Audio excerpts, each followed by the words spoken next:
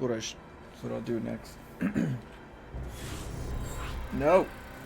Why do you guys need to say MMR? There's no point. If you guys want to say MMR, you guys can private message each other, DM each other. You know, it's always an option. You can say it all you want. All you want.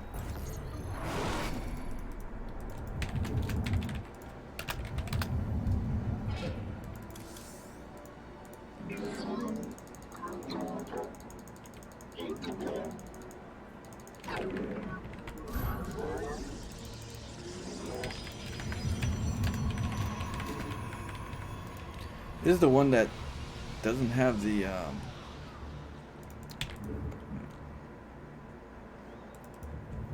ramp.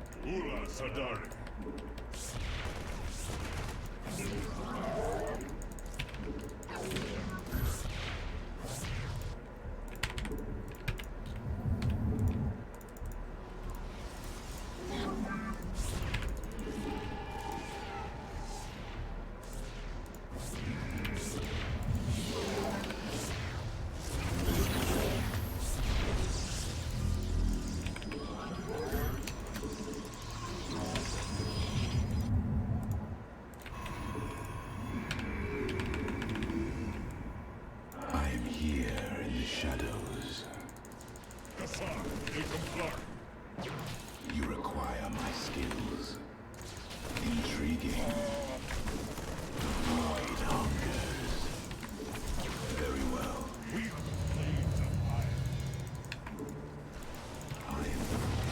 We stand as one. We are one with the shadows. Let us. I am here in the shadows.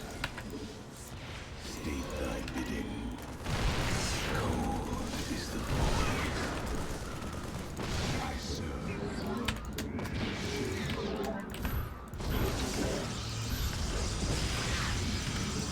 I am part of darkness.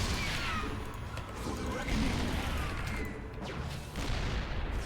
We move unseen. Purifies. You require my skill. I am here in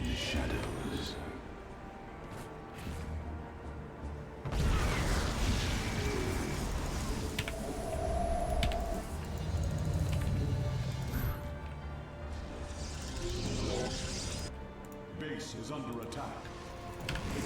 I am the voice.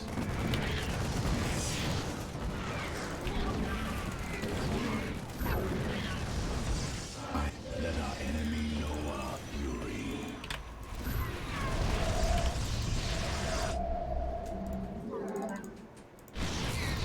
We are one.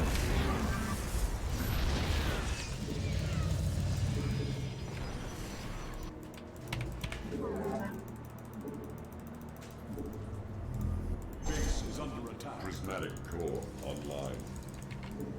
Annihilation commencing. You're at full power. Cold is the Zak Naku Afan. This vessel. The shadow is done. Channel the light guide. you require my skill. Phase crystals charged. And a cool hoorah. Let our enemy know our fury. We Zak Naku I am the heart of darkness.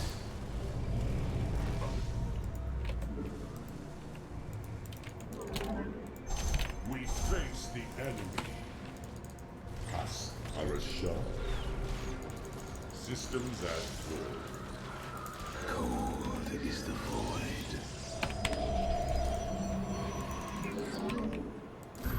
State thy bidding.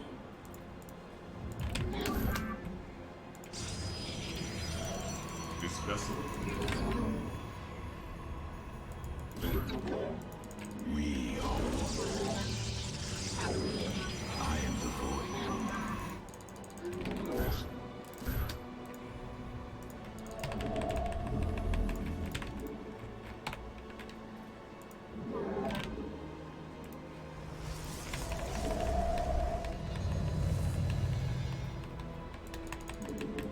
You require my skills. Direct my vengeance. Mineral field depleted. For the reckoning.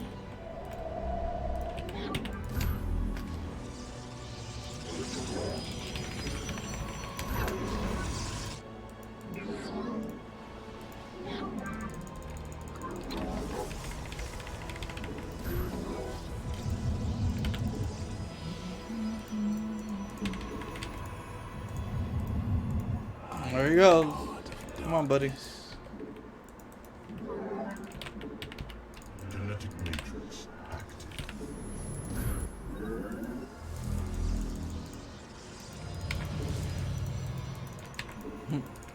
I serve for now.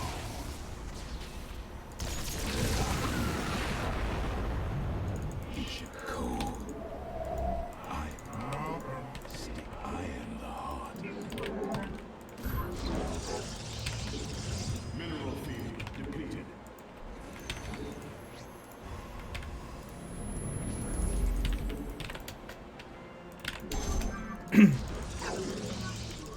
This is the quarantine build.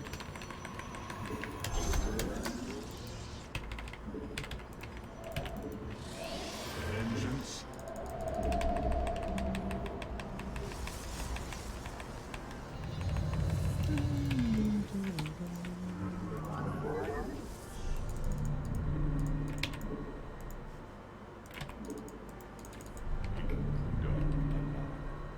Mineral field depleted. Mineral field depleted.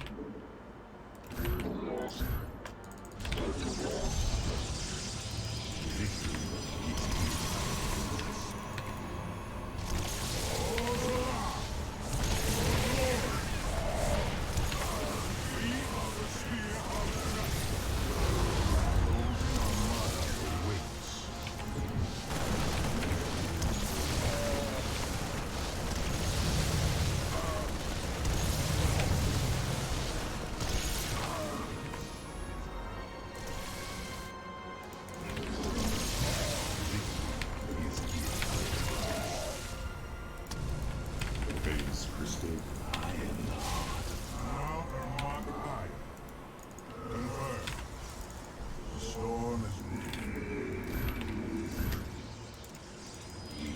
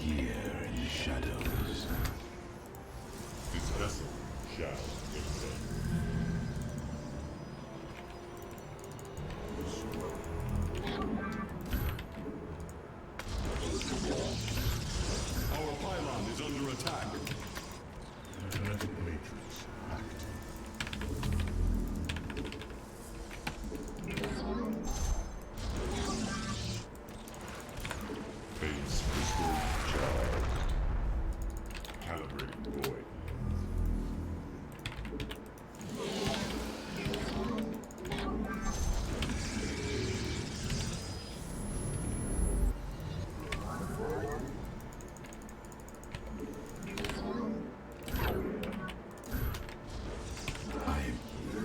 Boom, boom, boom.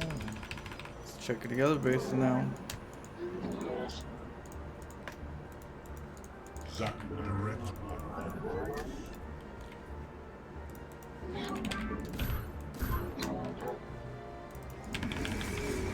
Once we find them, the stalkers will take care of that part.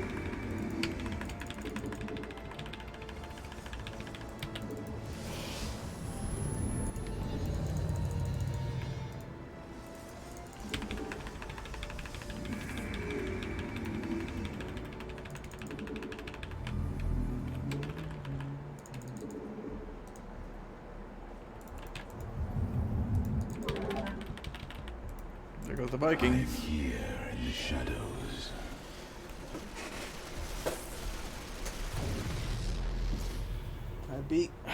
I beat Vikings with Blink Stalker, and that's why I go Blink Stalkers. They go Vikings to counter the Tempest, or they'll go Cyclones to counter the Tempest. You require. I am here in the shadows. State thy bidding. I am here in the shadows.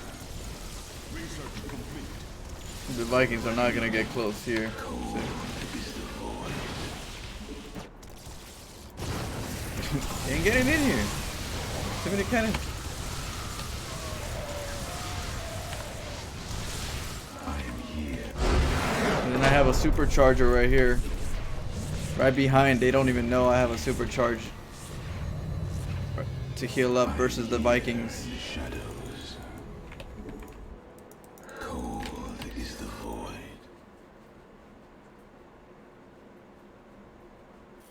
Yeah, he doesn't. Once you get the Blink Stalkers, once you find the ninja base, it'll be easy to kill. If he did try to get it. But other than that, normally they shouldn't, because that's where the pylons are for. You know what I mean? So I'll kind of explain how this one works real quick.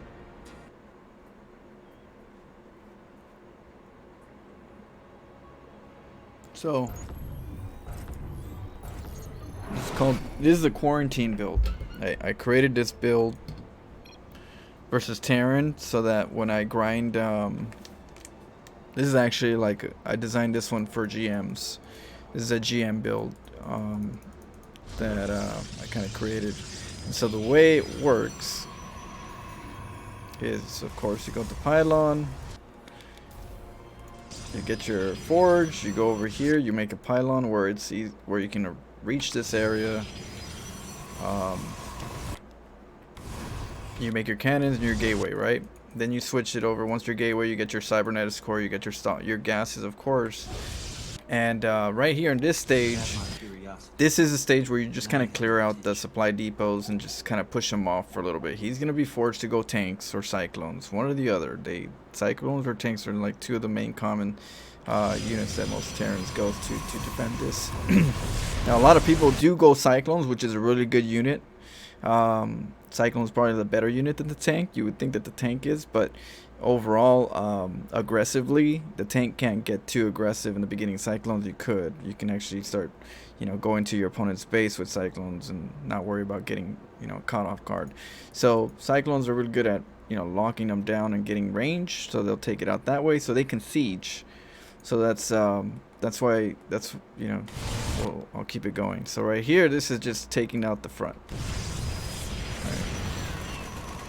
And that's because we want to contain him. This is the time where a Terran wants to get an expo.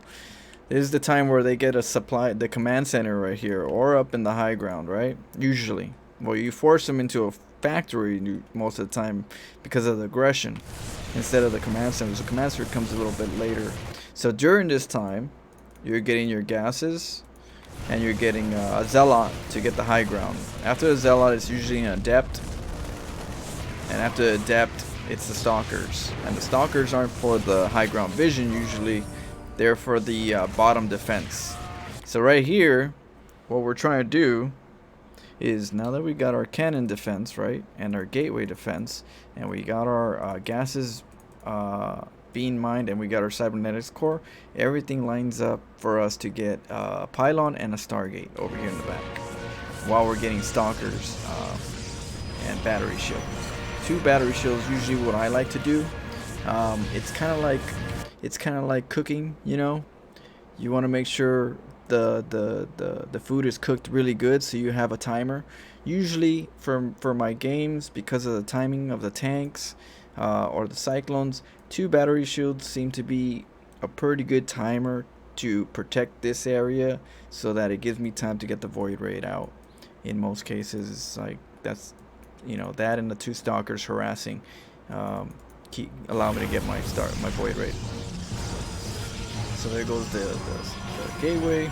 Got the 2 battery shields for defense, pullback, and it's for the zealot, so that they can get healed up. That's why it's close to here. So heal up the gas and the units, and the cannons and the units. He's going for the tank. We know he's going for the tank, and we got the pylon here. We get our Stargate. Right.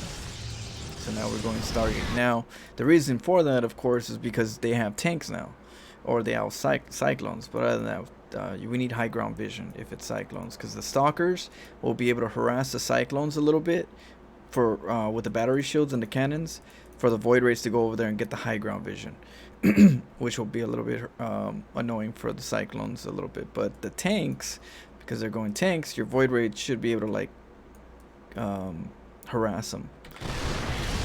Alright, so we got this area. See how I'm just sponging time? It's just time. Tank takes a while to shoot.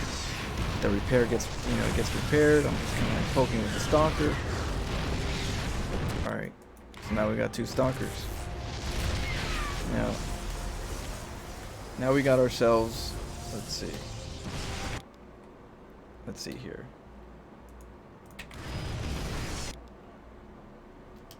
Show you guys the strategy. So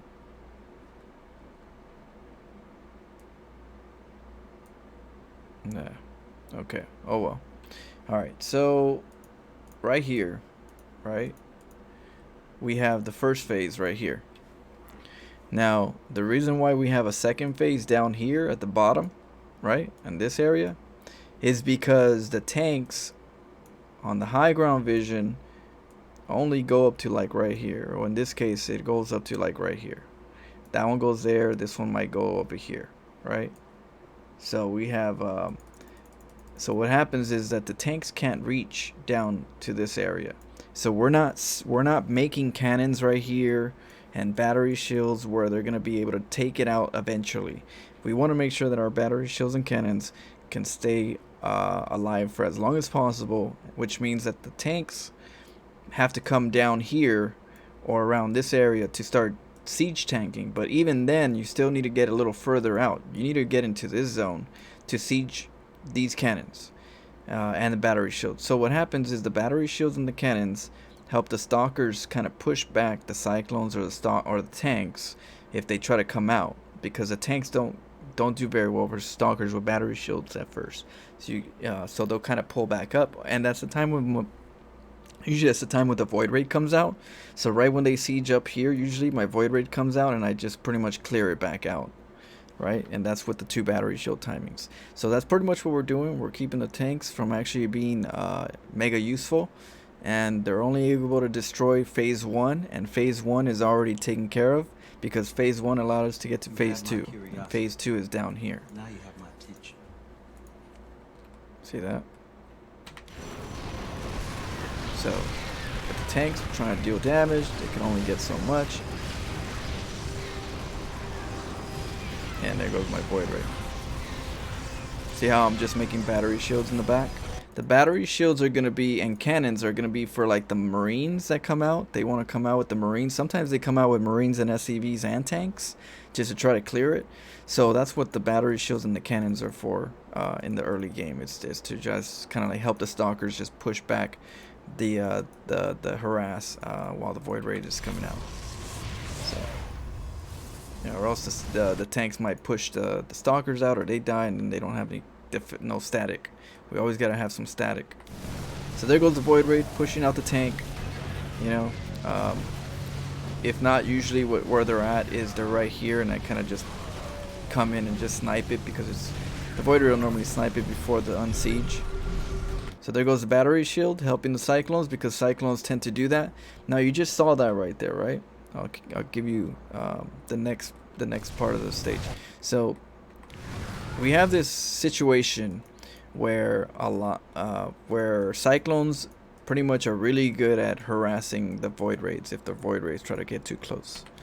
So they got the scanning, they got the range, they got, you know, they'll get mag field, right? So the Void Raids don't do too well, and then so does the Tempest don't do too well to be aggressive to your Terran opponent, because eventually if you go Tempest, they're gonna go Vikings, and the Vikings they'll go reactors, and pretty much they'll try to like bombard you with the Viking count compared to your Tempest, because Vikings shoot better and faster than Tempests do. So, and they're faster in numbers to get. So because of that, you could lose in numbers with Tempest versus Vikings in that situation if you try to keep attacking them. So what are we doing here? How do we defeat this kind of playstyle? The best way to do it is by drowning him out. So a lot of players, you'll see a lot of players, they try to get aggressive and they try to win the game, and they try to do it because they get the Tempest, they go out, they attack, they try to pick off a Marine or some Stalkers or something, or maybe a Cyclone, but they can't. All of a sudden the Vikings come in, they take out some of them, and next thing you know it, they're like, shit, I lost all my or most of my Tempests now with the Vikings. I'm, you know, pretty much dead. And that's because you're leaving yourself vulnerable. You're trying to kill a player that is already in a very bad situation, and you don't need to. You just got to drown him out. And so that's what this build does. So this build, we're not going to attack our opponent. He's going to need to come to us. And because he needs to come to us, he's not going to get the advantages that normally they have by us attacking them in this situation. Usually you're the aggressor, you're supposed to be aggressing, and they're supposed to defend. Well, in this case, they're going to be defending, but they're not going to be defending much, because they're going to be like, well, why isn't he attacked? Shit, I got to attack him because he's not attacking me. At a certain point, it's like just stalemate on him. You know, he's like, well, I got to go send army out. And that's what the cannons and the battery shields are for. They're because eventually he's going to catch on that he's getting contained hard. And there's no opportunity for him to actually get the game back in his favor for having units in bad positions and getting sniped. So now we got cannons, battery shields. We got the 2 pylons in this area for the command center float off, because they like to float away, and that's, you know, they like to hide it and get that macro. And see how he's trying to find a way to do damage. Can't do damage, needs to get an expo. And I'm not giving him an opportunity with my Tempest. I'm not giving him a chance to kind of micro him or try to like pick off energy. You know, he's like, okay, I gotta get out. And so there goes the command center. I'm like, okay, yep, that's the command center. And so that's what the Void Raid. You know how the Void Raid, I had the Void Raid for the tanks and the Stalkers. Well, the Stalkers and the Void Raid take care of the command center, but the Void Raid and the Stalkers also take care of the Liberator play and the drop play. So usually you have a battery shield and a cannon here. If he goes for a Liberator play, that's where you recall your Stalkers or you recall your Void Raid, whichever the case. If he's got or both. But that's what the Stalkers and the Void Raids are for. Pretty much to scout around, patrol, and to counter the slight little harass that he's gonna do to your mineral line, which is why we take a base right next to this containment. We get this base right here, so if he does do a drop, we're able to still defend it, but with the recall. But we're also able to like still have 2 bases, and the Terran needs 2 bases already. He's already got mules. Look at the energy. Collecting the energy so you can get the mules down, so you can get more minerals. He doesn't want to drop the mules over here. If he drops the mules over here constantly, he's going to keep mining this out. Terrans don't like that. Terrans need another base because of the mules. And so that's what we're taking advantage of. We're taking advantage of these mule droppers, and because of that, you know, they end up drowning out pretty quick. There's those Stalkers. He's gonna come try to do some harass. Even if he did some harass, like I said, we still have a base right here. So my objective here, since my recall is on cooldown, it's not to recall here, but to get to here, harass, deny, and then go back home with the recall, which is over here. Now that we got that, we just recall back to the static defense. He can't get out. There's no way to get out. He can't get another base. So his next objective is the Viking count. So the Viking count kind of helps out a little bit because they kind of counter the Tempest, and they're able to kind of like float over here and then land and protect their expansion while they're getting it all set up. So that they end up getting Vikings.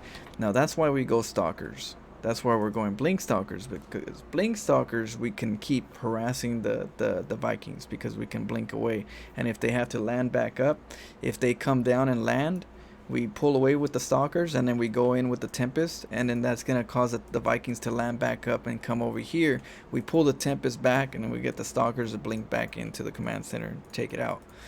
So those are little strategies that this is all playing around with this phase and this phase and these pylon placements. And every unit is being used for its role. This is a very strong build. Like I said, I designed it for GM play. So if you understand this build, if you practice this build, it's fun at the same time because you contain your opponent, but it's also very strong. You see, he's not going to be able to break this area. If he runs down this way, he's going to get attacked. And if he runs this way, that means I'm going to go forward and attack his main base. So then he has to come back. You see how this is a troubled situation for him? If he tries to protect his base, he has to protect his other base. It's not an easy situation for Terran. And that's because we're not moving in. We're not going into his base and attacking. We're literally just drowning him out and taking 2 bases. You know, and we're beating him in every composition switch of the way. I'll do more videos of these with the Cyclone play, but they're also in my YouTube somewhere in there, so you know, keep a lookout. That's hopefully you guys enjoy that and some good explanation of this build. I think you guys will like it.